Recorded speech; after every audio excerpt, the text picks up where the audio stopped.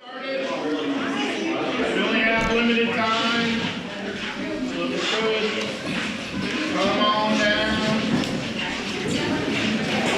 Take a seat, high five, and we did it.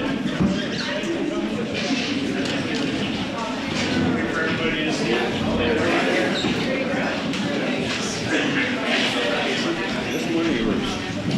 Always in Fairfield there for one of the changes. Always last. Mr. Pikes. All right. Good morning, everybody. My name is James Gregoire. I represent Fairfield, Fletcher, and Bakersfield. We're going to start this morning the way we start all of our meetings. Well, first I'm going to say hello to you all. And then most important today, we have legislative business to talk about, but we want to thank the Legion for allowing us to come here today. They're supplying us with some goodies to eat and some coffee to drink, and they're just really good hosts, and we really appreciate it, so we give a round for them.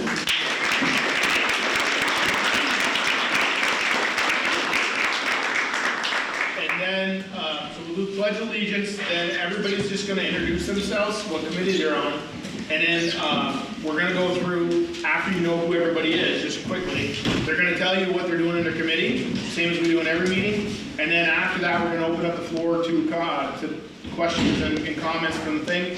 As we always say, respectful, we haven't had a problem in the 6 years I've been in office, but always start the meeting, let everybody know to be respectful, no matter how passionate you are about an issue, or frustrated or happy. So we'll start with the Pledge of Allegiance.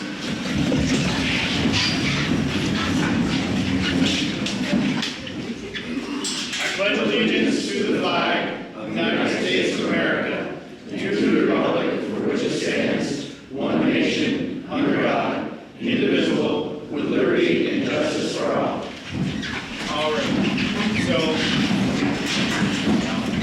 I'm going to start with Penny, but we'll just take the jacket up. So, as I said, my name is James Gregoire. I'm the delegation chair. I serve on the House Human Services Committee. This is Alan Carr, representing the Enosburg and Montgomery, and I'm on the Healthcare Committee. Lynn Dickinson, I represent St. Albans Town. I am on appropriations. Randy Brock, I serve in the Senate. I represent Franklin County and part of Grand Isle County, Albert. I'm on the Finance Committee and on the Economic Development, Housing, and General Affairs Committee, and I'm also the Senate Minority Leader. I am Casey Toof. I represent St. Albans Town and St. Albans City.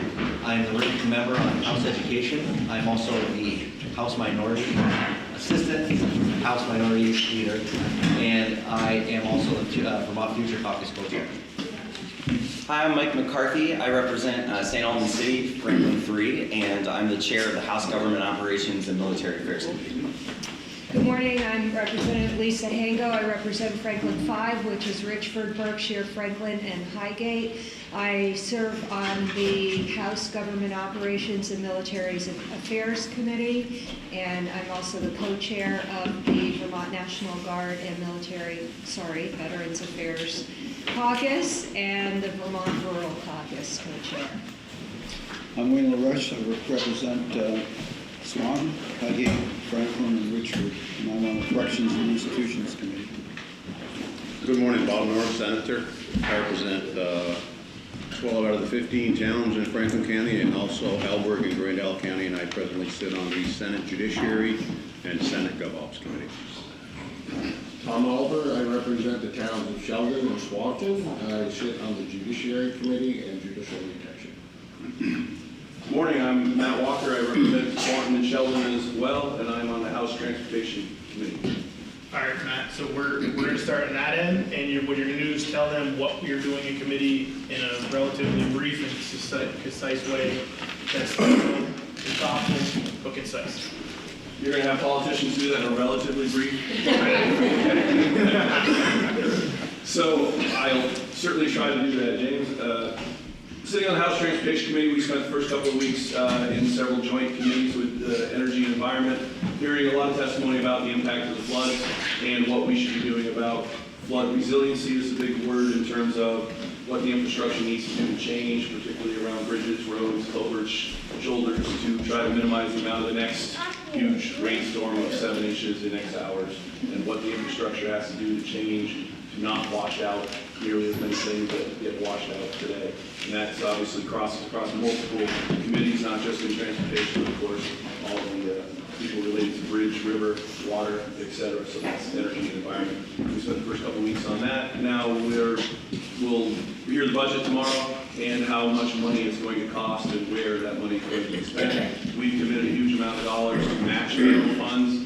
Vermont has a policy to take every federal dollar that they can find in transportation. That requires us to always have that 20% in the budget to make sure it's there to match those federal dollars. So that puts huge pressure on the budget. So that'll be certainly going to be a contentious issue. The rest of the time is very climate oriented. We spent a huge amount of time hearing testimony on electric vehicles. There's just under 11,000 EVs in Vermont now, and the expectation there'll be 27,000 EVs on the road within the next 2 years. That is a major infrastructure impact, and understanding what that's going to have and what's going to do. And the other issue big in transportation, I'm sorry I skipped over along the budget, there's major financial pressures on the transportation fund.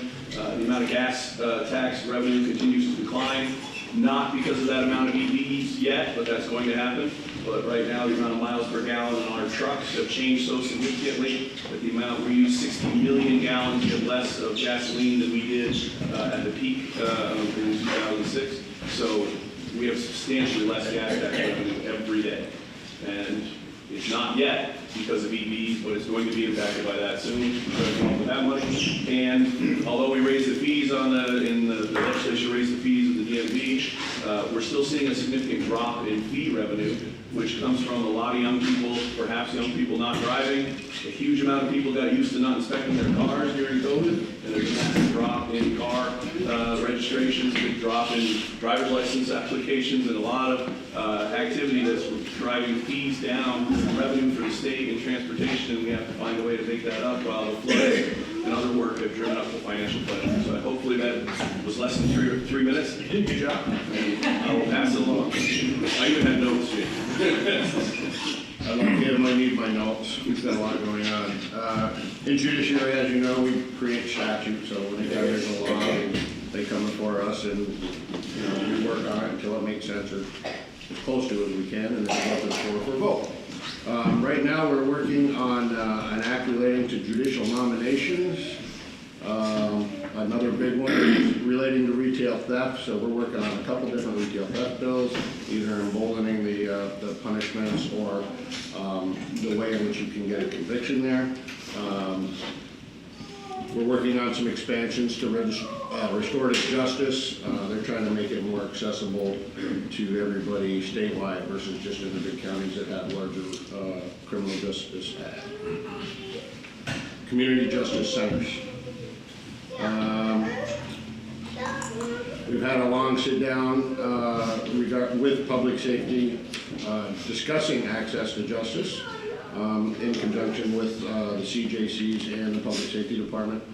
We're working on extending the criminal penalties for burglary, not extending, but making them a little bit harsher, potentially.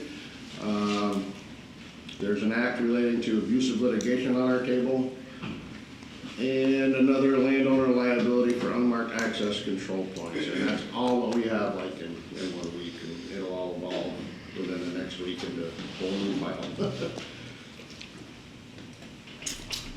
It's funny you should mention Judicial Nominating Board. I sit on that committee. You're changing laws on us without informing me. But anyways, I'd like to pass over myself because I forgot my notes in my truck, so I'll try to make it anyway.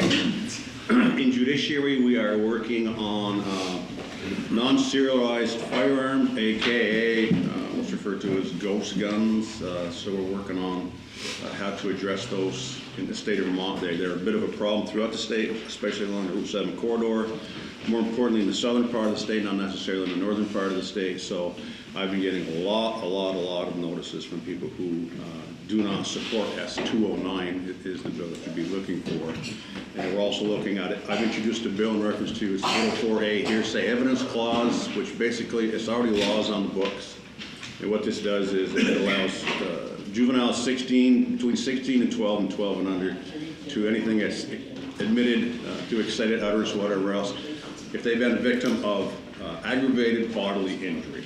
Okay, I don't know how they got left out of that clause, but they did. And the good news is it doesn't cost us anything as taxpayers, which is what I'm always looking for. There's several other bills that we're looking at. Bail reform, or the lack thereof. There's a big push by certain memberships within the House to want to eliminate bail, don't incarcerate people, don't give people fines no more. The latest one is safe injection sites, unproven guidance in that particular instance, but I'm sure as the questions come up, I'll remember most of the things that you want to, or at least a portion of them.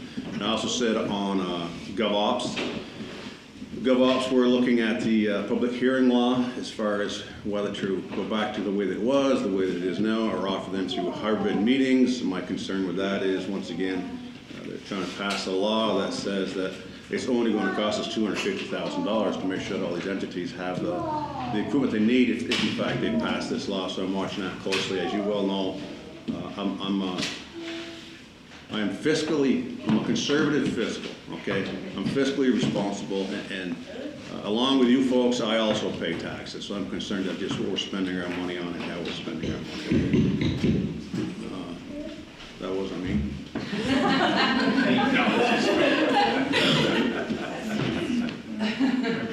Just makes sense. I lost my train of thought.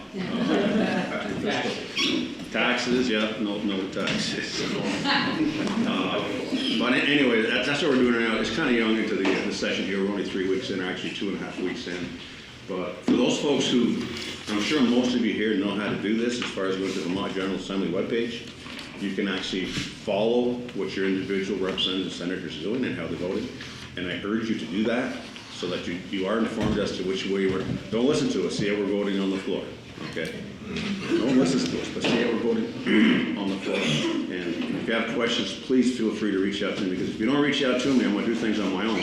You don't want that to happen, okay? I wanna get some direction from you folks as to what you would like to see down in Montpelier. So thank you for being here. I'm on Corrections and Institutions Committee. Of course, like they said, we're pretty early in the session. The governor's going to give his budget address this tomorrow, but so we haven't been able to do much on the budget as of yet.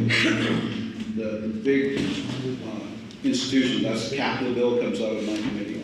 So that's the bill that pays for state buildings, prisons, all the things that come out. And of course, the big thing we're dealing with is the aftermath of the flood. And initially, I think it was around $24 million just in the original, the initial response to the flood, which is a lot of money, but there's a lot more to come. We had many state buildings in Montpelier that were damaged, including elevators and totally flooded basements. So it's going to be a lot of money involved, and we're not going to know how much we have until we get more guidance from the governor's budget address. Of course, FEMA will pay up to 90%, and for a window, maybe 100% of that. But still, that all comes with match money. So that match money is going to be a big chunk that is unanticipated to come out of the budget this year. So we'll learn a lot more about the budget as we go forward. We're also working on, again, corrections-related things, restorative justice, and we're doing that jointly with the Judiciary Committee, and taking testimony and looking at some markup for some new language. We're also looking at community restorative justice work. We're looking to potentially use work crews again. So the work crew program was stopped some years ago. The corrections didn't think that the effort was worth the return. But anyway, we're looking at that again. And so a lot more will be coming, but right now we're waiting on things. Thank you.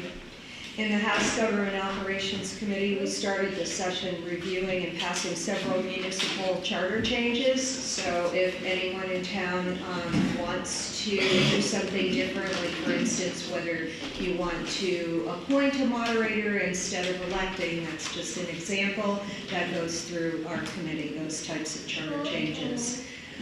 We've also taken reports from the State Ethics Commission, the Cannabis Control Board, the Truth and Reconciliation Commission, the Department of State's Attorneys and Sheriffs, the Law Enforcement Advisory Board, and the EMS Regional Coordination Study. Each of these reports comes with recommendations for further legislation, so our committee looks at that, reviews it, takes testimony on those issues, and decides whether to pass that or not. Just for those of you who aren't really aware of what a Government Operations Committee is responsible for, we have a really wide swath of jurisdiction. According to our website, we consider matters relating to the structure, organization, and oversight of state, local, county, and regional government and municipal corporations, the administration of public safety, compensation and retirement benefits for public officials and employees, elections and reapportionment, liquor and lottery, military affairs, public records and open meetings, information technology, and cybersecurity.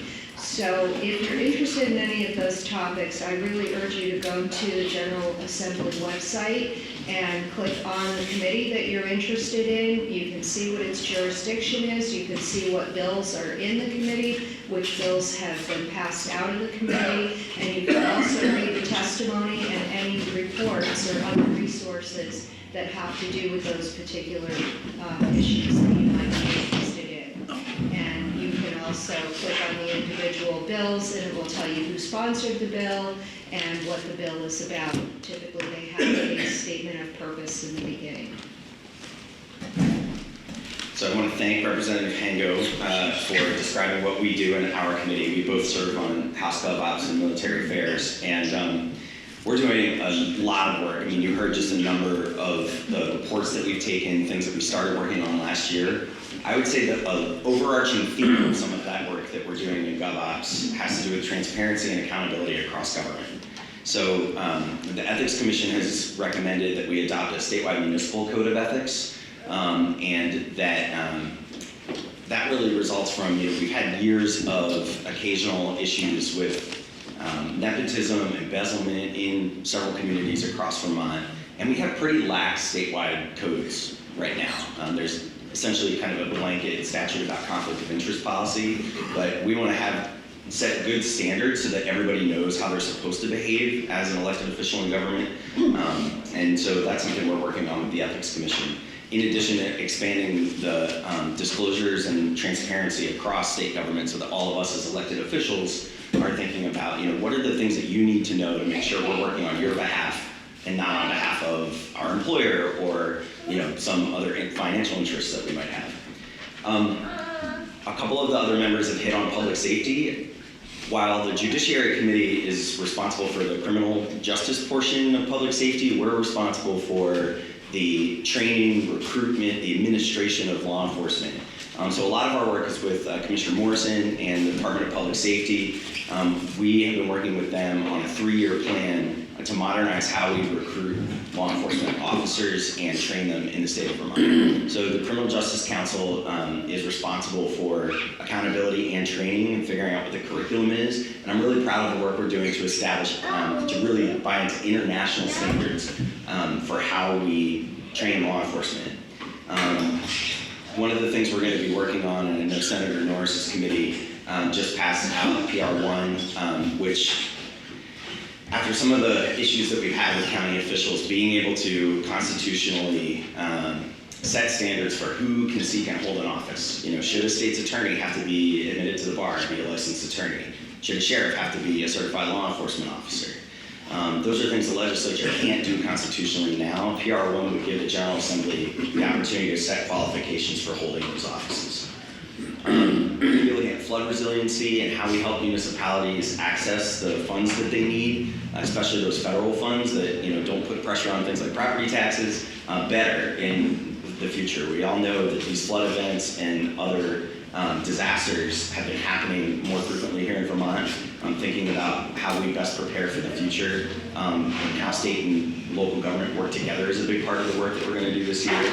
I'll mention a couple of other things. H-140 is a bill that we're looking at with grants. We heard from a number of municipalities, from nonprofits like the Vermont Food Bank, that there are requirements that the state is putting on them to access money that they've been allocated that are causing them to have to wait 6-9 months to get paid on invoices. And that's just not acceptable for these small organizations that are doing important work for state government. We're going to tackle that. We're going to work with the administration to make sure that if we're saying this organization like Vermont Food Bank that we are going to spend state money, that they don't have to, after it's been allocated and they've done the good work, wait 6-9 months to get paid. That's just not acceptable. So we're going to be working on that kind of thing.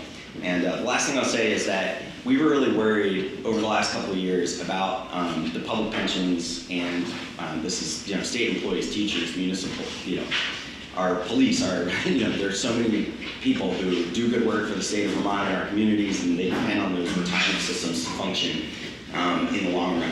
And the early reports from the really huge audit and experience study are that what we did last biennium worked. The rates of return that we're getting from our public pension investments worked. So it's nice to be able to come back and report to all you all that the public pension system seems on track. The decisions that we made last biennium are actually working, and that we're going to be spending a lot less in the future. Right now we're sort of digging out of the hole that was created by decisions that were made 25-20 years ago, but we are on the right track on our public pension, so I'm happy to give you some good news. Thanks, Mike. Again, Representative Casey Toof. I am the ranking member on House Education. We've been introduced a bunch of bills and a bunch of things that we're going to be looking at this year. One of them, we're not going to be able to do much with it because we're a policy committee, but we are talking about the concerns and the property tax increases that are anticipated. The 18.5 to 20% property tax increase. You're hearing from the field on what's causing those and how maybe some policies that we could put in place. But it's really important to note that when we look at adding any more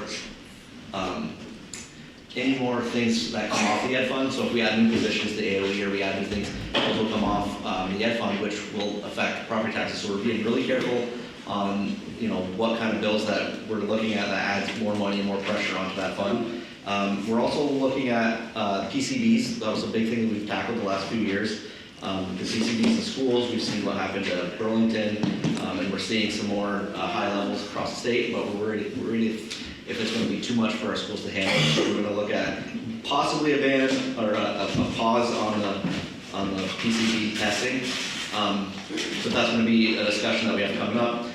School construction is another big one. School construction, since 2007, the state of Vermont has not helped with construction aid to schools. And so there's been a lot of deferred maintenance for the last 17 years. And so we had the AOE did a report on what kind of deferred maintenance we have across the state.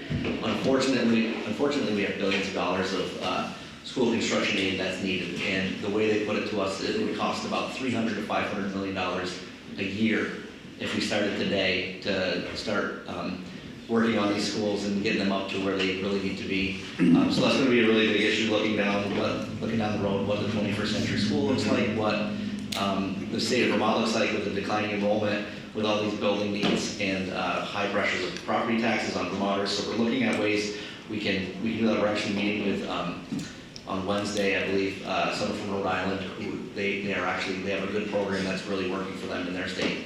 So that's something we're looking at.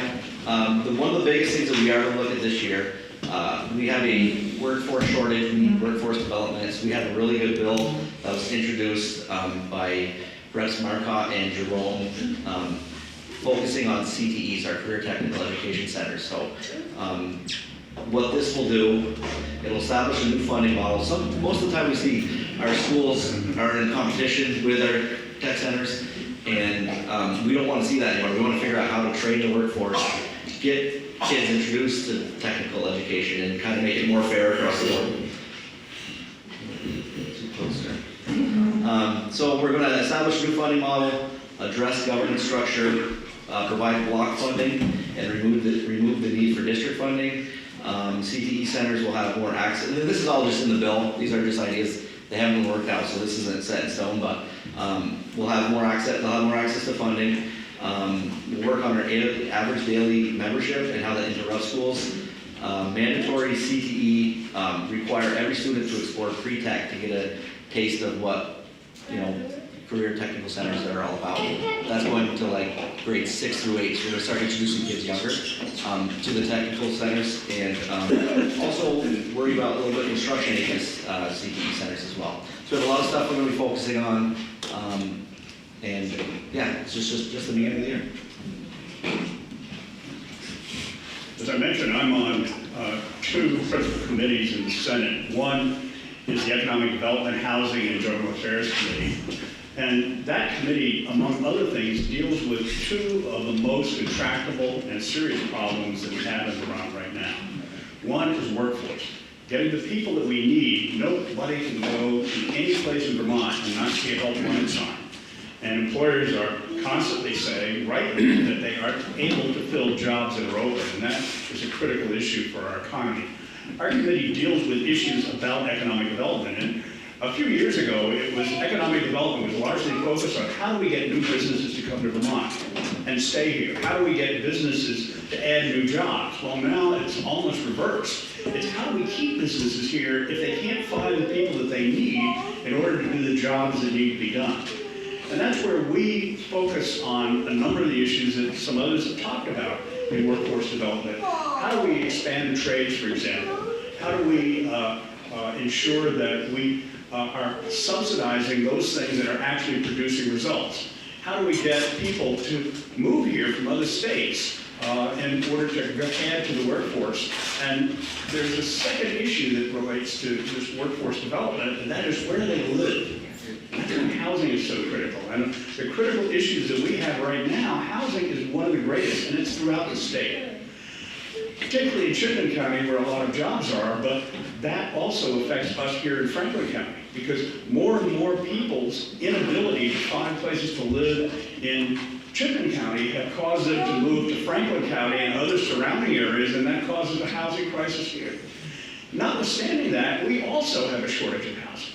And so among the things that we're looking at is how do we get housing built faster? How do we get it built less expensively? So often right now where we are with housing is if we build or a builder builds a new house right now, the actual cost of building that house, when you add up all the components of cost, and then you go to the bank to get a mortgage on it, the house is worth less than the amount of money that you put into it in the first place. That's a situation that has not happened before in Vermont, and that's one that we're grappling with and dealing with. How do we reduce the cost? How do we get things done faster? We have a very complicated regulatory structure that exists for a genuine purpose of maintaining the environment and the atmosphere that we have in Vermont on the one hand, but how can we maintain a really good environment, but at the same time not cripple ourselves with regulation, with excessive oversight, with duplication of many things that we do, both at the municipal and the state level and the regional level for that matter. And how do we speed up the process so that housing can be built that actually meets the needs of people today? Those are the challenges we're working with. We passed a bill last year, S-100, which made significant progress, and we're able to expand the amount of building that could be done in a relatively short period of time. We're now going to the next step of how do we expand that? How do we eliminate and how do we do such things as deduplication, which is one of the issues that we're really focusing on right now. The other committee, principal committee that I'm on is the Finance Committee. And I think I've mentioned it to this group before that the Finance Committee is actually the Tax Committee, but none of us want to serve on the Tax Committee. So we give it another name. In the House it's called the Ways and Means Committee, which is a real acronym. But that's the committee that says, hey, we have all these needs for revenue in the state. Where are we going to get the revenue? And there's always that issue of saying, well, how can we do it without hurting Vermonters even more? Because taxes do hurt. We all know that taxes are necessary. We all want to pay less taxes. We want government to be more efficient so that it's not more costly on the one hand. And how do we get a tax system that is fair? And a tax system that is fair means different things to different people. As we look at taxes on an overall basis, we've heard the 18% to 20% increase in property taxes, and that has set off alarm bells, and rightly it should be. Those are things that we're looking at, and we have a very complicated and convoluted tax system in terms of what happens at municipal level, what happens to raise education taxes, what happens again with all the fees. They call them fees. When you raise your motor vehicle, well, that's not a tax, that's a fee. And we look at those differently.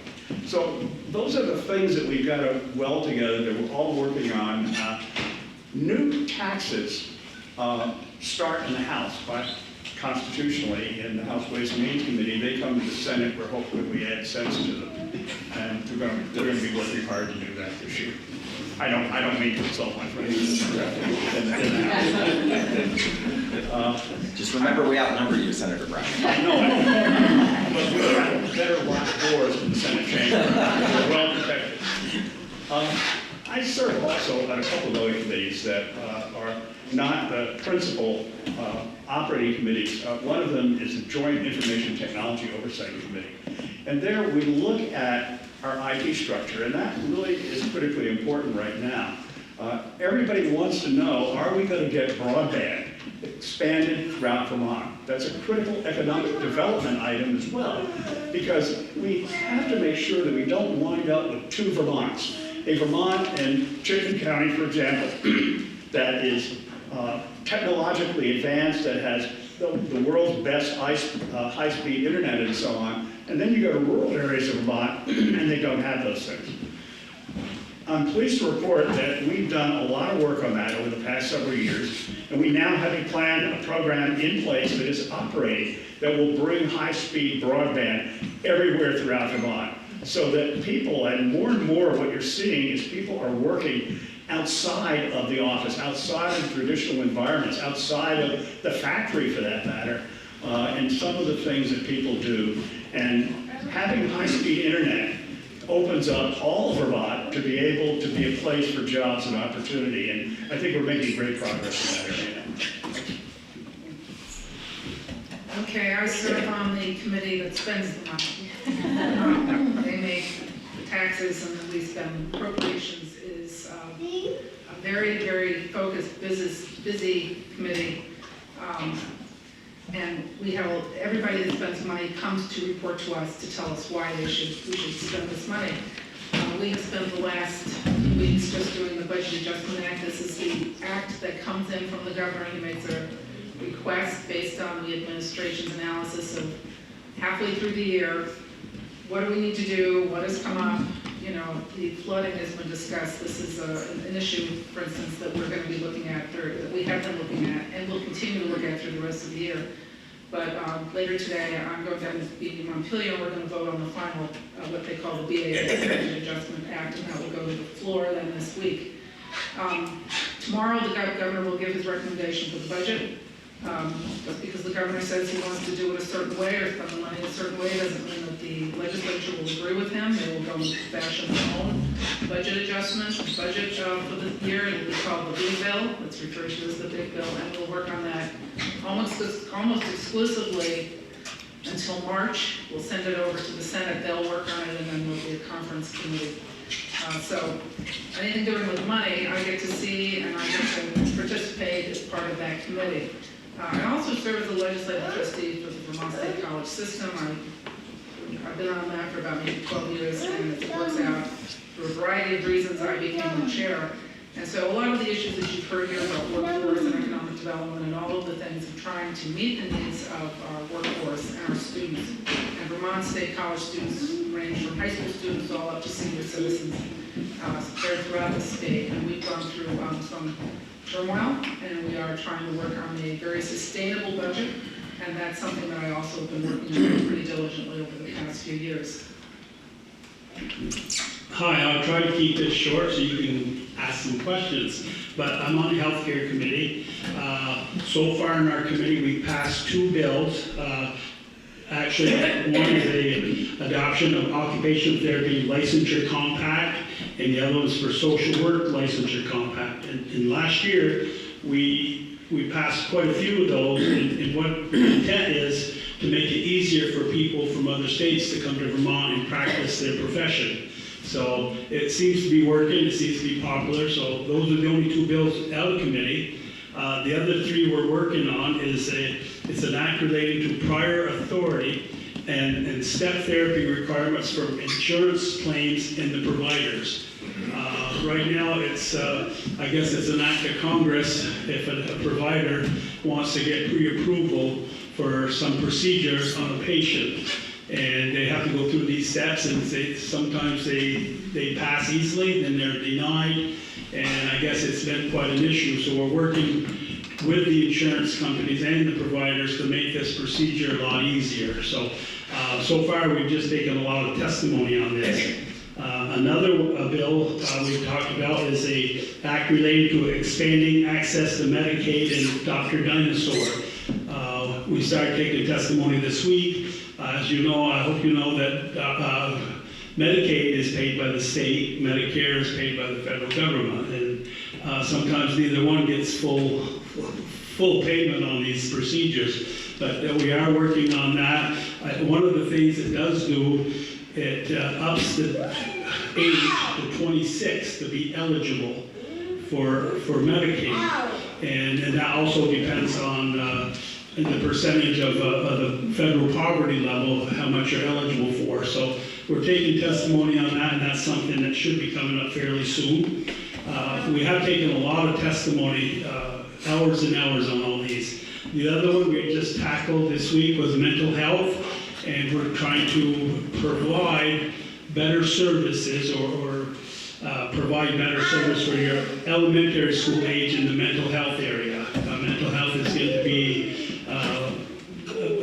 it's going to be very serious, so we are working on that, but mostly so far we've just taken a lot of testimony on these, but like I said, it's fairly reasonable, so I'll hand this off to Mr. Gregoire. Mr. Ooh-wee. I moved up in the world. The pleasure of going last is most of my things have been spoken about. We have did safe injection sites, which passed the House. Senator Norris already mentioned that. We have worked on the Budget Adjustment Act, which multiple people have talked about, so I won't go too deep in that. Like our committee, we deal with human services. So a lot of what our committee dealt with as far as the Budget Adjustment Act was, we're circling around childcare, early childcare, and homelessness. And then our other big bill that's taken the last 2 weeks, and it's probably another 2 weeks at least left, is S18, which is an act that bans flavored tobacco and substitutes. I kind of fashion my role in Montpelier as one of the people that says, hey, let's think. You know, a long time ago I heard a saying that it's more important to do right than be right. And so the difference is, if you want to be right, it's like you have a position, an opinion you hold, and all you want to do is confirm that opinion. And then to do right is, it doesn't matter what your opinion is. I feel position A, but the facts lead you to something else, and what you want is real results. And so I'm always pushing them, and anybody will listen, to see the other sides, even if I don't necessarily agree with it, to have a more well-rounded conversation. And a lot of times, I'm sure you guys all know this in government and even in personal lives, a lot of well-meaning people, could be your relatives or could be government officials, don't always want to see the other side, right? Like it is, why don't you agree with my position?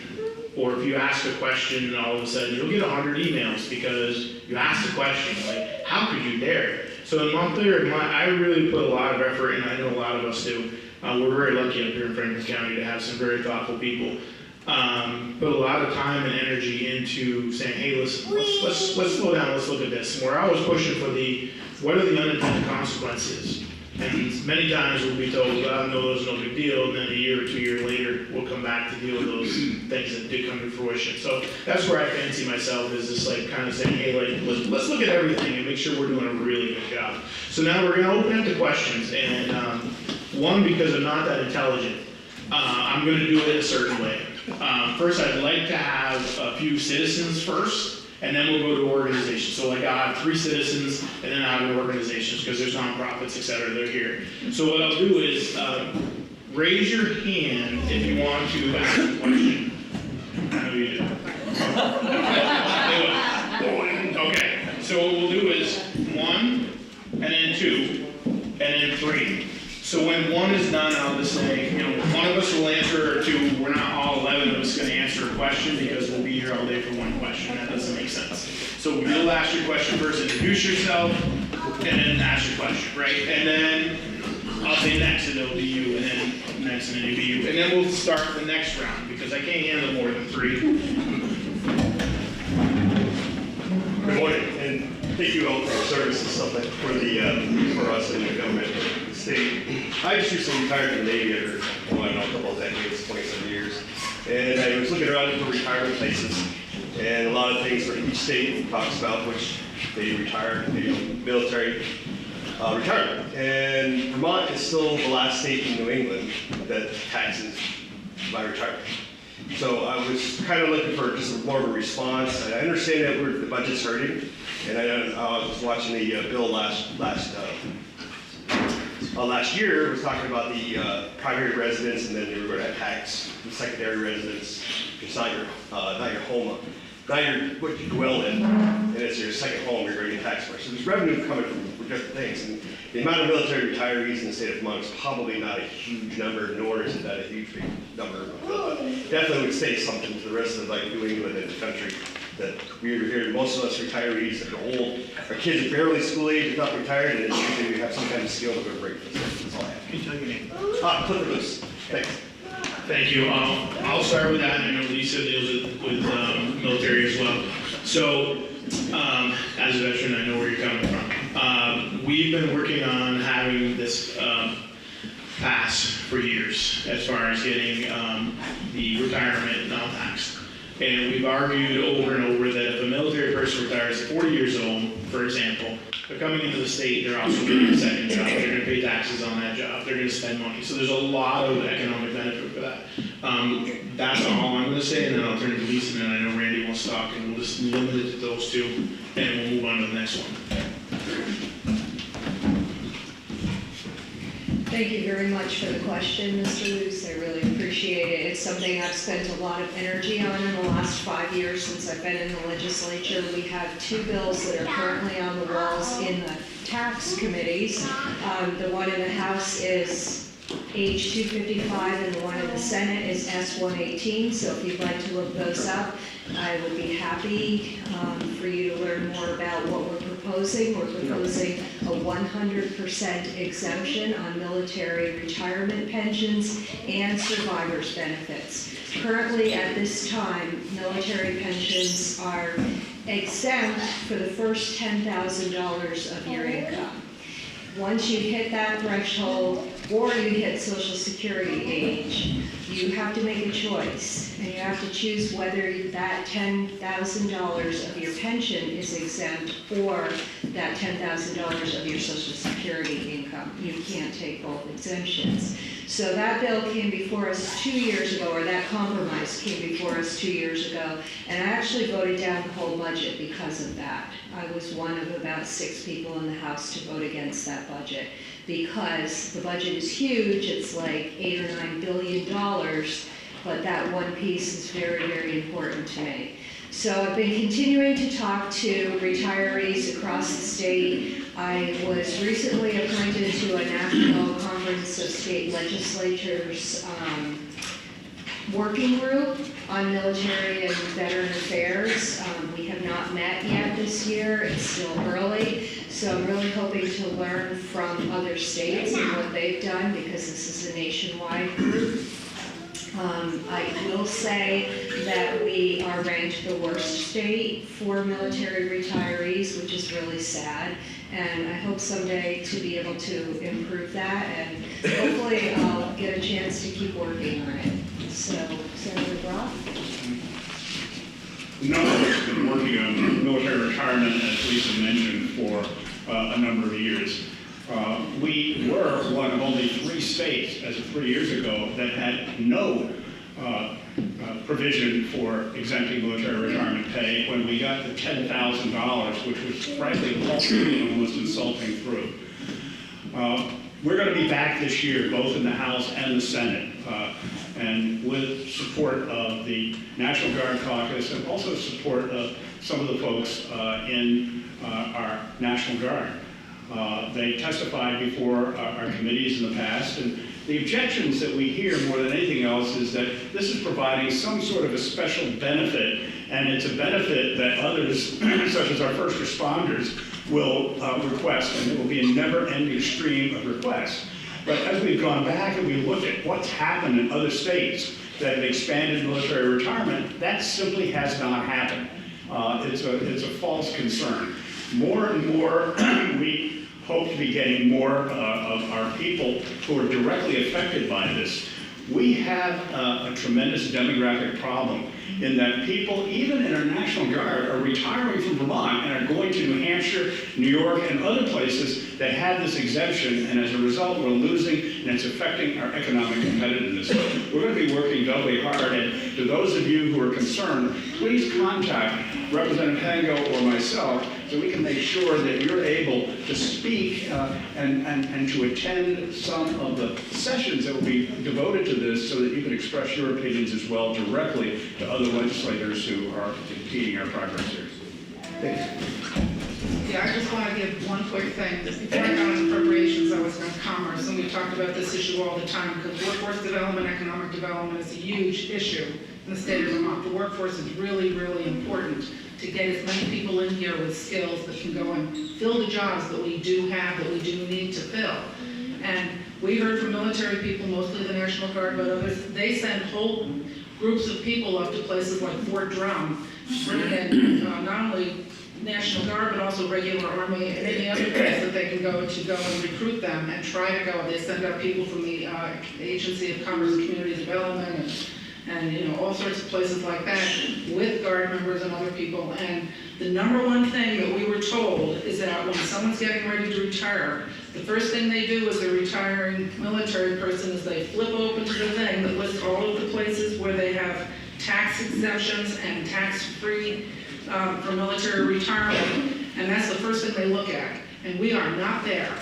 And you know, we need the skills that these people have. Many of them are Vermonters, and they will leave and go somewhere else. It's really an issue for workforce, and we really are just shooting ourselves in the foot. Thank you. All right, next.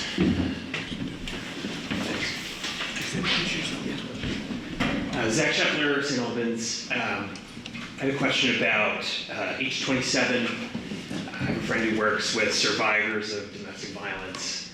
And I think everybody in this room wants to see survivors of domestic violence protected, safe. They don't want to see them killed, murdered by their partners because of intimate partner violence. H27 is a bill that works to address that. And you know, the Republican members of the House here today voted against that. I have a kind of three-part question. One was, if you could describe to me what you feel coercive control is in like a domestic violence situation. If you could kind of explain what you feel proponents of the bill want to see from the legislation in H27. And then if you could explain why you voted no on that bill. Thanks so much. Since I have the microphone, before I give it to Tom, I think everybody, there's not one person in this room who doesn't support the intent. It always comes down to what I was just mentioning when I talked, how it works and the logistics. Tom is going to be able to talk a lot more intelligently about that, but there's a lot of issues that it's just important to get things right. Thank you for the question. Somehow I'm not surprised you asked it. That was one we worked on starting last year. We took a lot of evidence, talked a lot about the bill all year last year. We started again this year, and it had been redrafted quite considerably as far as the language goes. My concerns, as you know, I'm a law enforcement officer. I have been my whole whole career. I've done a lot of domestic violence interventions and arrests and so on and so forth. It's kind of makes it very difficult for me as a law enforcement officer the way it's currently written. As you know, when you get a restraining order in civil court, it's based upon several core crimes. I use the word crimes, you know, assault, stalking, rape, attempted assault, things like that. Where coercive controlling behavior comes in, it's very subjective. It's very hard to prove some of it. Some of the things in coercive controlling behavior can relate to those top 5 crimes. I asked, and I was looking for coercive controlling behaviors to be much more defined and definitive. I asked for that, and I didn't get the examples I asked for in committee. I wanted more definitive elements of a crime that I could follow, not something that subjective. Something so subjective it could be a First Amendment violation. And we got to remember too, when we issue one of these things to someone, we're taking their rights away. Be it their home that they're living in, their Second Amendment rights, their First Amendment rights. There's a whole litany of things that we're going to affect this person for, and I wanted to make sure it was much more defined. It was too subjective to me, and that's why I voted no on it. Either one of the senators want to address that? Or no, you guys didn't. You did. Okay. So that's the in a nutshell. And I know there's going to be people who will never think that the answer is correct, but we really work on trying to make sure things are enforceable and understandable and not really left to be subjective. Amy. Good morning, my name is Amy Brewer. I coordinate the Franklin Grand Isle Tobacco Prevention Coalition. I know that you, the bill talking about flavor bans is working its way through the House. What I want to do right now is just give you a local context and make sure I give you what I know. And so, and I have a few extras if anybody wants. What I've given you is Franklin County adult tobacco use trends on one side and youth on the back side. This is Amy created. I'm not a graphic designer. It is as basic as it is. My point for the adults is to really pay attention that we are now significantly worse than the state as far as how many adults are using. And the bottom graph is that we have a significant drop in the number of adults who are trying to quit. In other words, we have more people using. On the back, you can see the kiddos who have, percentage of them who've ever tried a flavor product, the percent of them who are using vapes in the past 30 days, and the percent who are using any form of tobacco in the past 30 days. This is 2021 data, the last bit I have, 2023 has not come out yet. So just keep paying attention that we still have high use for kiddos who are using, they become adults who are using. It is much easier to prevent people from, it's much cheaper to prevent somebody from using than it is for them to spend a lifetime trying to quit. Addiction is hard. Flavors enhance addiction, alcohol in particular enhances addiction. It makes it harder to stop. It is not just a choice between a flavor and a non-flavor. And then, yeah, that's all I wanted to share. Thank you. Any next questions? 1, 2. So we go 1, 2, and then we'll go to the back. Thank you. I'm going to kind of separate it out. So my name is Melinda White. I'm coming to you as a person who lives in St. Albans Town, also pretty well known as a person in long-term recovery from addiction. So this is more a, I guess, plug and clarification on the overdose prevention / safe injection sites. So as a person in recovery who now put on the hats that I wear with my jobs, I work in a recovery center. I also work in the emergency department at Northwestern Medical Center as a recovery coach. And I feel like there has been a little bit of blurring of, we have prevention, enforcement, treatment, recovery services, right? And while they all need to work together, not have silos, each service delivery is a different service. One of the concerns I've been having is that there seems to be a grouping together of those sites and the recovery centers. That is not accurate. Recovery centers are partners of, again, treatment, medical, enforcement, but the pure recovery service delivery is different than that of the harm reduction sites that are being proposed. So I'm not saying I'm for or against them, I'm just not wanting them to be confused on what they are. One thing that I am against is using limited funding that we have to start a new initiative when we already know that there is a big struggle with the existing services that do work. I'll put in a plug for the WCAX Investigates. Laura Allman did a 3-part series, and you can hear clearly from Chad BJ at Serenity House where Medicaid dollars cover 14 days of residential treatment. It's not impossible for a person to stay late longer than that, but they have to actually know to advocate to stay longer, and if they do so, that organization, Serenity House or Valley Vista, they foot the bill because Medicaid doesn't cover more than 14 days worth of that treatment.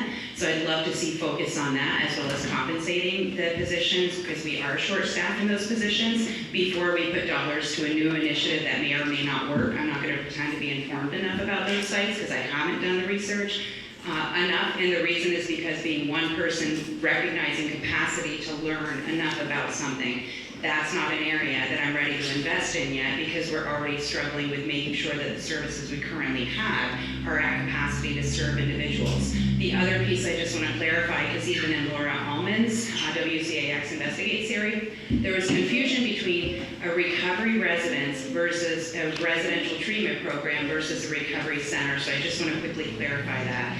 Residential treatment in the state of Vermont, those are your Valley Vistas, your Serenity Houses. Those are residential medical treatment.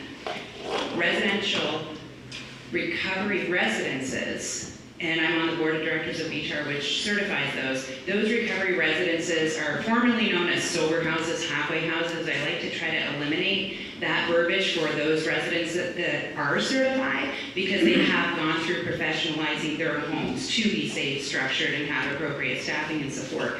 So those are the recovery residences where members will pay a membership due. It's not covered by Medicaid dollars yet. The memberships pay dues. And there was a bill that was passed last year. I'm grateful for that supports the recovery residences, although there's one word that I'm still pushing back on, the word landlord.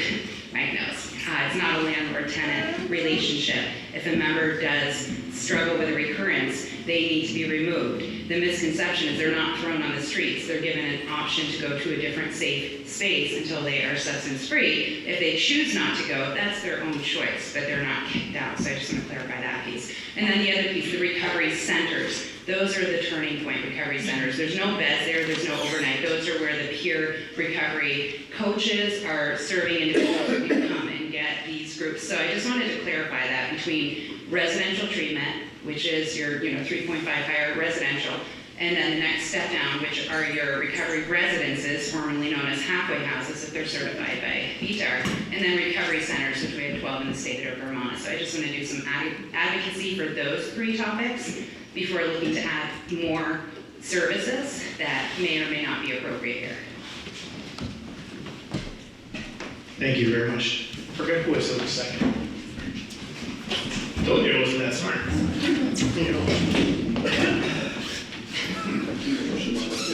Good morning. My name is Shauna Lovelet.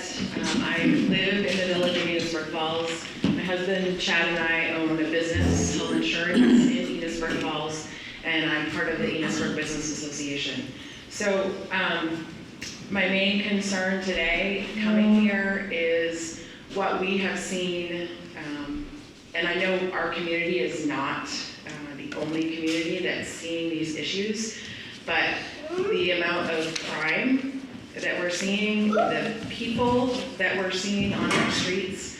If you look at December 28th, which I think was the first date that Walgreens was broken into, if you look at a timeline to today of what we have seen, I don't know what the solution is, but I feel like maybe it's in the courts, maybe it's our laws.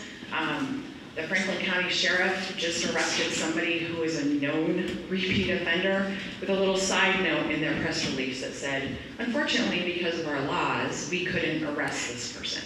So I don't understand that, and I think that needs to somehow be fixed. And I guess my question for you is, what are your ideas of those solutions? Because I know as a community member, like Saturday, I think actually the person who was arrested for that very first Walgreens offense, and I came eye to eye on the street, and it was quite fun to really look him in the eye, and it's joke. And so I don't know what the solution is to fix it, but somehow I feel like we need to work together and figure that out as a community. You know, I know business owners have told me they're concerned for their Main Street businesses and how they feel in their safety in their business. And that just shouldn't happen. So I don't know what the solution is, but I hope that we can look at our court system. And then my other question for Mr. McCarthy, maybe if you could just give us an update. I know you're on the impeachment committee. It's very concerning to me that we have a Franklin County sheriff, and I don't want to get bogged down in it, but who, if I understand correctly, has no policing ability in our county. He can't fulfill contracts. We're supposed to have, I think, correct me if I'm wrong, select board 40 hours, and we're not getting that. We have hardly anybody in the evening, so there's some real issues that need to be addressed. I just would like some updates and thoughts from you all. Thank you. While I'm walking back, I'll give you an opinion. Law enforcement overall tries their best. I think the problem is above that. And in Montpelier, I know that plenty of us, or many of us, I shouldn't say plenty of us, continuously advocate for enforcing the laws that we have, where a lot of times the solution down there seems to be, let's pass a different one that's also not going to be enforced. So it's a big frustration for me. Mike's going to answer the question there, and is there anybody else that wants to talk about specific? Tom will talk about the law enforcement. So, to your first question, I just want to say a couple things, and then Tom will probably go over the details, because Judiciary is working on several things, including a bill that I co-sponsored on retail theft. So, I just want everybody to know that all of us take public safety really seriously, and there are a number of factors. I love the way you phrased your question, because you were talking about how, I don't know what we can do, but it seems like there are all these things. We have a number of things that aren't working right. Some of that has to do with, we haven't had enough judges. It took 11 months to fill 5 seats. It shouldn't have taken that long. We can't process cases. Tom will probably tell you that they've talked about how if someone is arrested for a nonviolent crime like a retail theft, we can't jail them until after they've been convicted and they've been sentenced. That's the Vermont Constitution.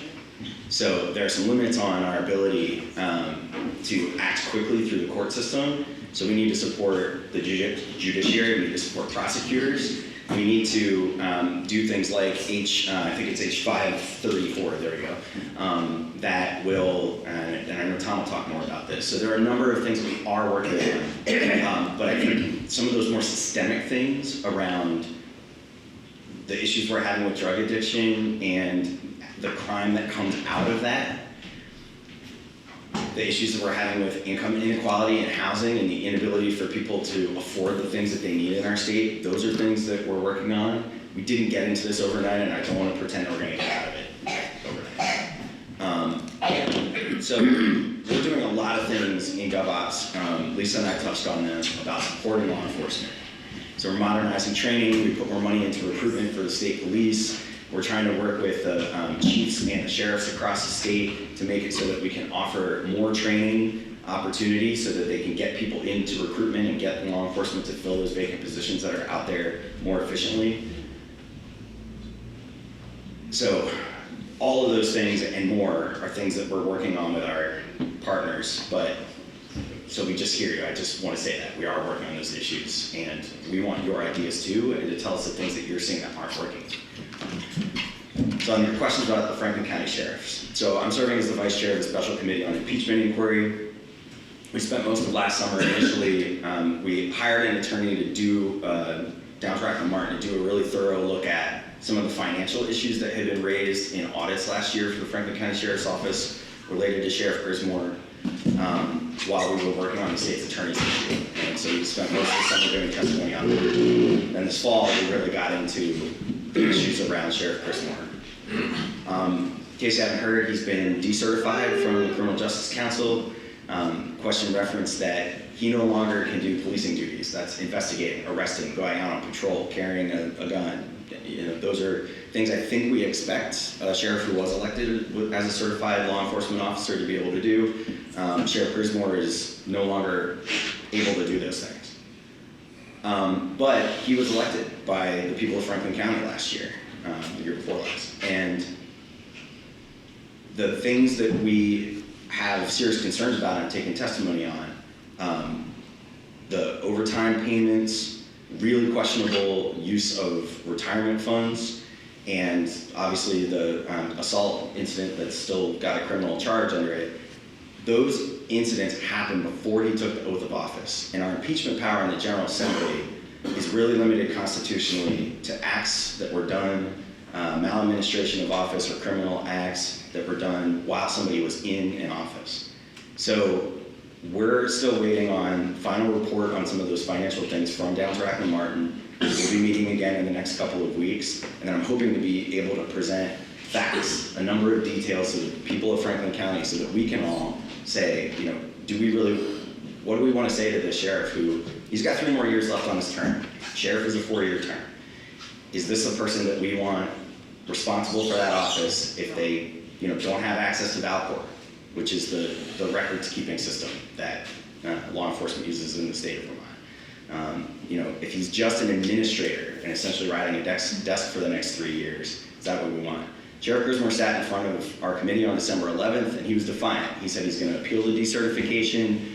You know, he said that what we were doing was entirely partisan, even though he was sitting in front of a tripartisan committee that we haven't taken any official position on these things. We've just been gathering evidence, asking questions, taking testimony. We're in an investigation right now. We haven't said anything other than there are all these areas of concern, and here are the things that we're learning about. It's been interesting, and the reason we're going to do this constitutional amendment, I believe, is that the General Assembly doesn't have the ability to put any qualification on that office right now. We can't say you must be a certified law enforcement officer or have some credential to be the sheriff.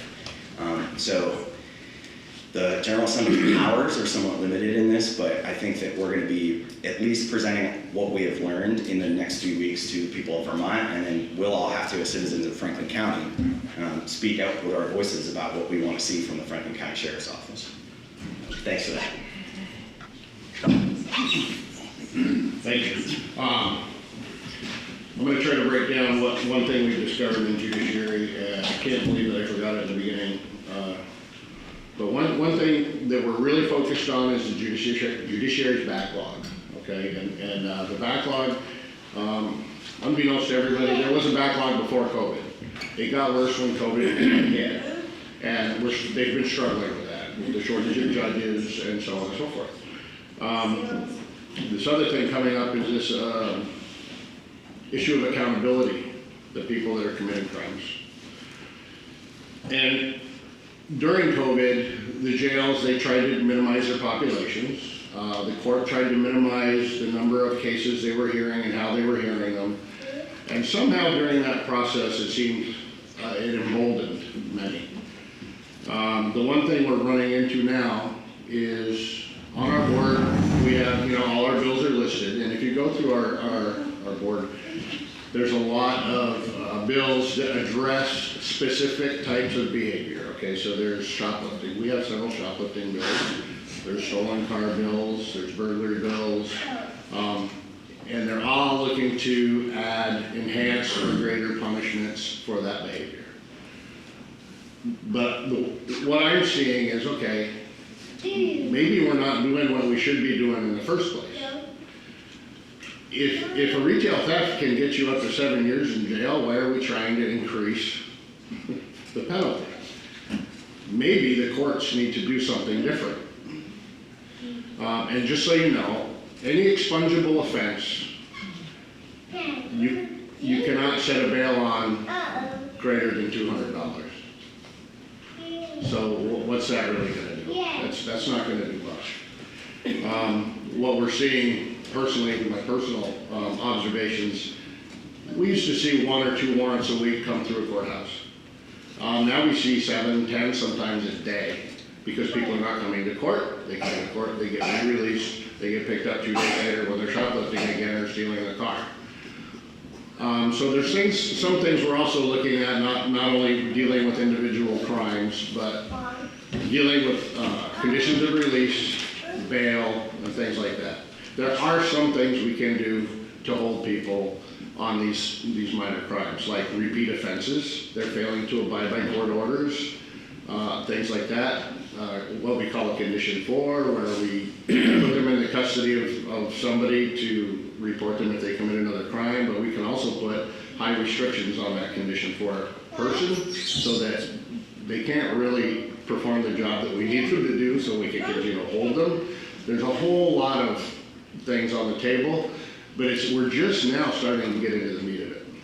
We're not 100% sure that increasing penalties is really going to do any good, because some of the penalties for some of these crimes is fairly significant. We just need to be able to hold them accountable. That's what we keep hearing from every person that comes in and testifies. Any victim, I just feel as though, why did I even bother calling? Because they're back out on the street within a couple of days. I live here too, in the area, and I'm very concerned as well. Everybody should be concerned. It's not unique to Enosburg, unfortunately, but we're doing what we can with it to give them the tools to try to stop this behavior. Go ahead. Thank you, guys. We got question number 3 back here. Comments?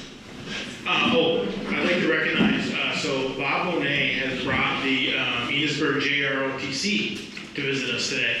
So thank you guys for coming.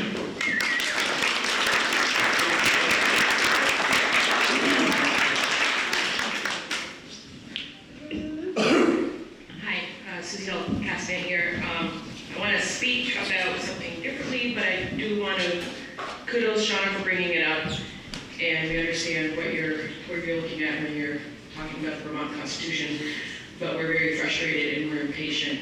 And as you live along trying to get this done, we're suffering here, particularly in Franklin County, so do something, get something done, please.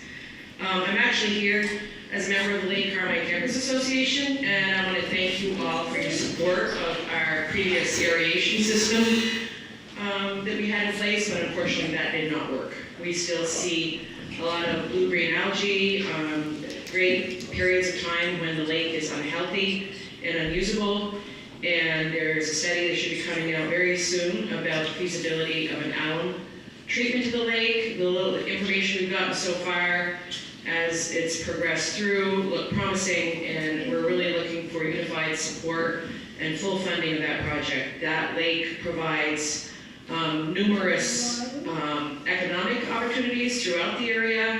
There is constantly out-of-state tourism that comes in. We've got camp rentals, the benefits for local people who have homes there. It's been a gathering point for many, many people. It's part of our environment, and I know, all the kinds of things that you're facing, this is something that maybe we can treat and deal with while we continue to improve the waterways and the watershed and doing what we can do. But in the meantime, this could provide 10, 15, 20 years of good water for us. So please, we're asking for your support. Thank you. And we only have 15 minutes left, so I'm going to, right now, limit who hasn't talked yet. So there's one, I'm right here, so I'll do this. Hi, I'm Nicole Palczewski. I am a military and law enforcement wife, and I'm a mother of young kids. On Thursday was National Homeless Day. We honor our homeless in St. Albans City. I'm originally in St. Albans Town now.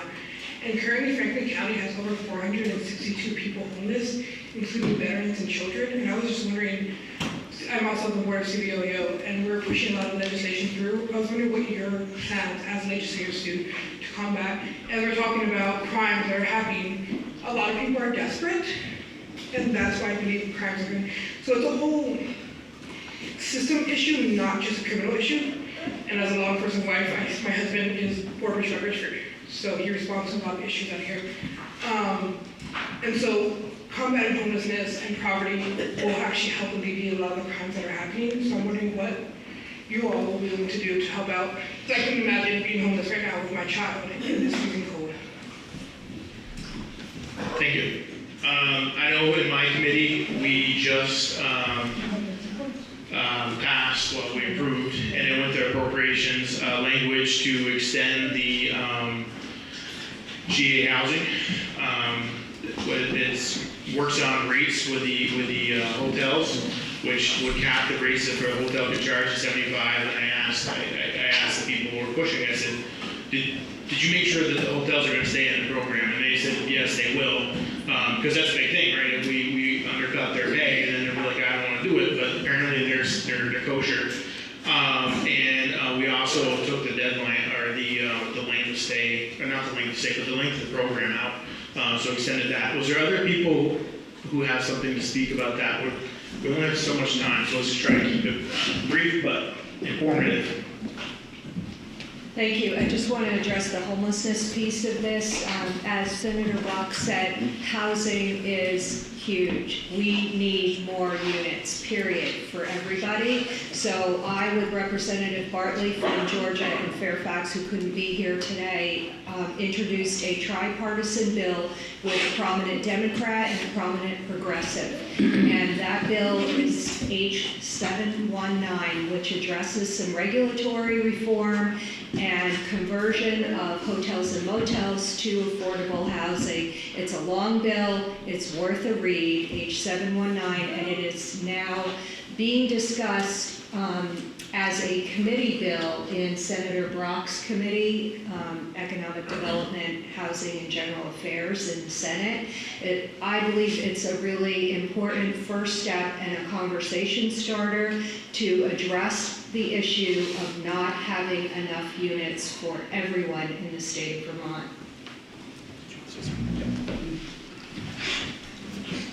The Economic Development Committee in the Senate is dealing with that bill right now. It's on our desk, it's on our calendar. And it is a very large bill. It's a continuation of what we started in the last session with S100 that passed. And that is to look at all kinds of housing, not just single-family homes, not just apartments, expanding the density of housing, looking at zoning on a statewide basis, but at the same time empowering local zoning units to do things differently from what we say as a state as a whole. But the whole idea is to look at every kind of housing, from mobile homes to conversion motels to expanding the development of housing that is blighted, to provide incentives for it to be able to expand, and again, multi-unit housing to increase density. All of that is designed to get more people, more housing units available, and more people able to get into those housing units at reasonable costs. And our goal is to get that bill out of the committee by early to mid-February, so this is moving at a very fast track to get it out and then over to, as a committee bill, and it's a bipartisan committee bill, over to the House to go to the next step. Just wrap that up, since we, Human Services deals with homelessness all the time. One of the biggest factors, everybody knows, is the skyrocketing costs. And it doesn't matter if it's an old house, you know, that not even anybody that's of a certain age would be like, well, in 1970 this house was 50,000 or whatever. It's not even that far back. In 2000, a house that was like 160,000 is like 400 something now, or even 10 years ago.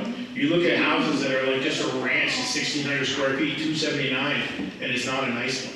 You know what I mean? That's not affordable, and that's one of the biggest problems we have in the state of Vermont right now. So we have here and then there, and that will be probably the end since we have 10 minutes. Thank you everyone for being here. My name is Mary Pickner, and I am a substance use prevention consultant with the Vermont Department of Health Division of Substance Use Programs. Good.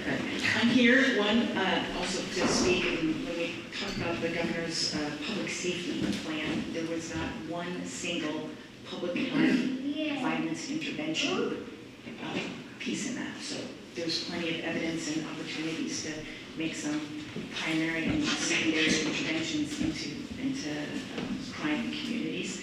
But I'm here to talk a little bit about H612, which is a lot of miscellaneous stuff, but it has to do with potency, removing potency caps. And I understand that things like prohibition has been put on the table, and it's a fantastic word. And I didn't grow up in this country, so I didn't get the high school textbook version, but what I did get in my job is know that after Prohibition, great things happened, like the regulation of alcohol, so it was safe for everybody, and limits on that, so that we're not serving high content, alcohol content, things like grain alcohol in our public settings.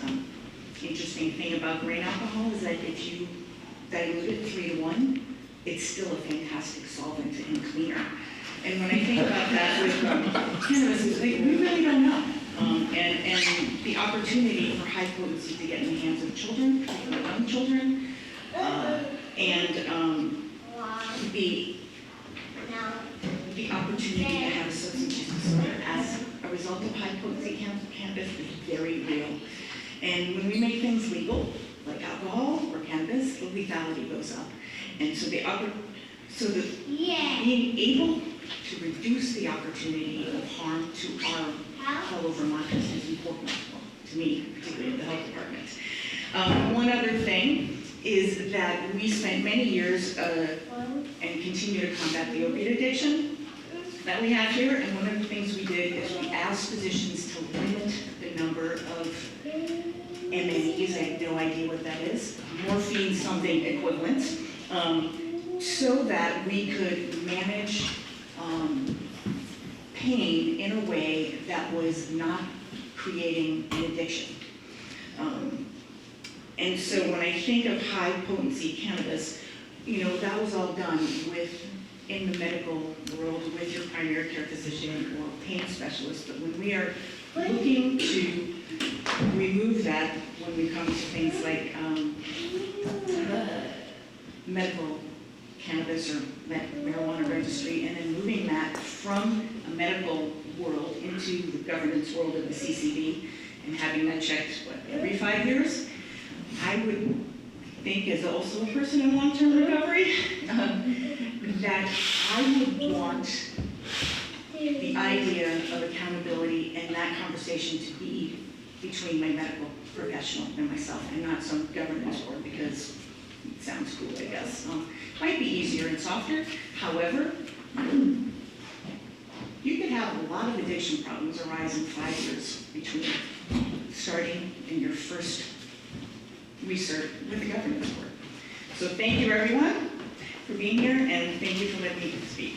James, can I give a really quick response? You can. So one of the things we do at GovOps is we have the Department of Liquor and Lottery and the Cannabis Control Board jurisdiction. And the Cannabis Control Board, every year, since we are only a little over a year into having the tax and regulated market open in Vermont, comes to us with a housekeeping bill. And I've worked really closely with the Cannabis Control Board Chair, James Pepper, to have the legislature continue to look at, are we doing this right? Number one thing is public safety and public health. There is a huge disagreement that's in the legislature and our society about if we're going to have a medical market and a therapeutic use of cannabis next to an adult use market, recreational use, retail, right?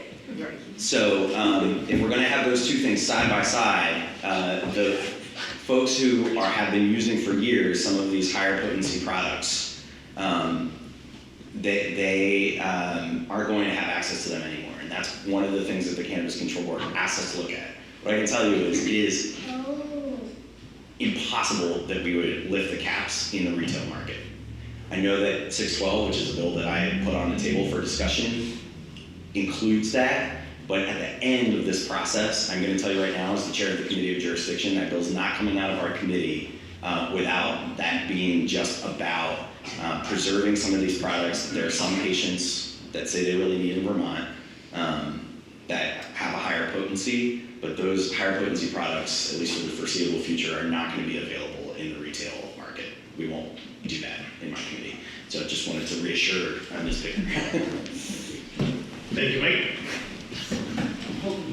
And our last question, since we're closing in on the end of time. Last but not least.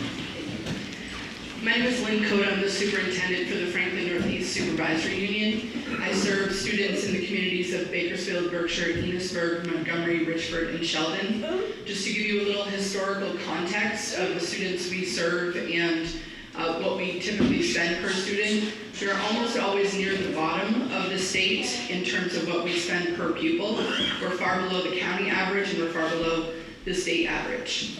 So in 2022, the legislature passed a law called Act 127 that was intended to fundamentally shift the education funding system to adjust the pupil weights that have been in existence for around 20 years. So what it essentially means is that there's an acknowledgement that some students cost more to educate than others. For example, it costs more to educate a high school student than an elementary student. It costs more to educate a student who is on an IEP, who has a disability, students who live in poverty, and students who are emerging multilingual learners. So the idea behind this law, as we saw additional pupil counts in Franklin Northeast because we serve a high number of students who live in poverty, as one example. So in theory, we should be able to provide more equitable opportunities for our students in order to get more equitable outcomes.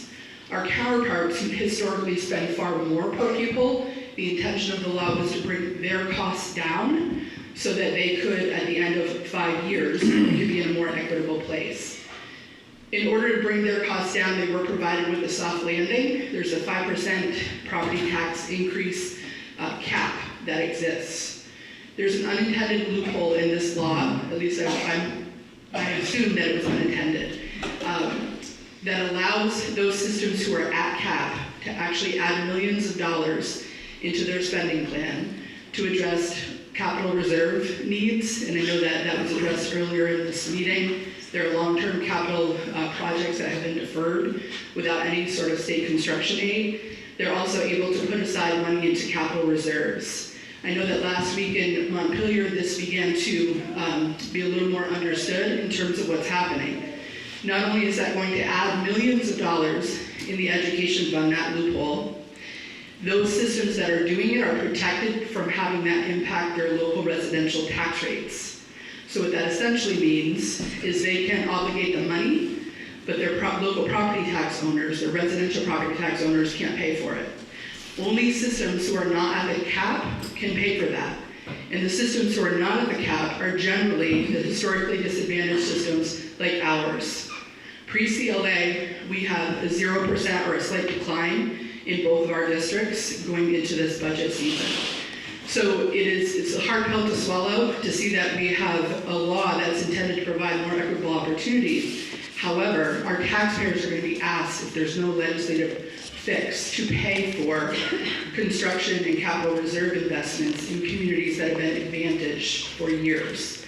So I'm asking you as our county representatives to please work hard to correct the loophole that exists within our communities, because without a correction, it's going to impact us as local residential property tax owners. It's going to impact non-residential tax rates in the state, and it's also going to impact the income sensitivity formula most likely that exists. So this is an urgent priority that needs attention now, as these budgets are going to taxpayers in just a few weeks. So thank you for attention to that, and I hope to see you all at 3:30 at our Champlain Valley Superintendent Legislative meeting. Thank you. Thank you so much. We have a couple minutes left. Do you want to say something? Thanks, James. I'm Dan Pipes. I'm from Fairfield.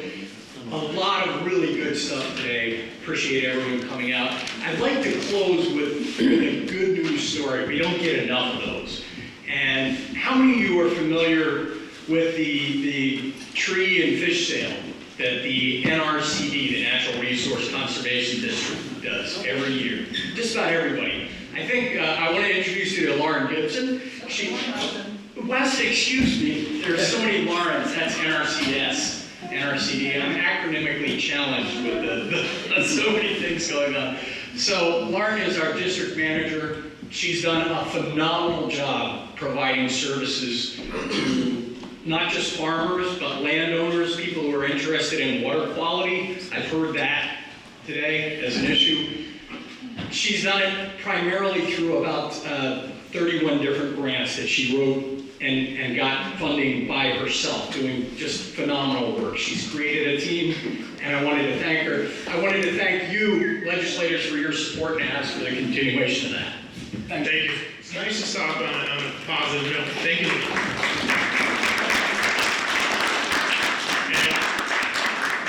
And we are at a hard stop, but I also want to just, again, without having places to host us, we can't have these meetings. And so I want to thank the Legion again for allowing us this space this morning to have conversations. We do have a hard stop, but it's nice to see everybody. Our next one, are we good for Casey? March? Not yet. Okay, well, we'll confirm, but it's supposed to be March 16th in St. Albans-Town, and then the other one will be April 15th in Fairfax. We try to move them around the district, the county, so they're not the same as every year. And then next week, 2 weeks, we have one in the school, but that's for the kids and stuff in the school. So we'll hopefully see other people in March and then again in April. Thank you all for coming so much.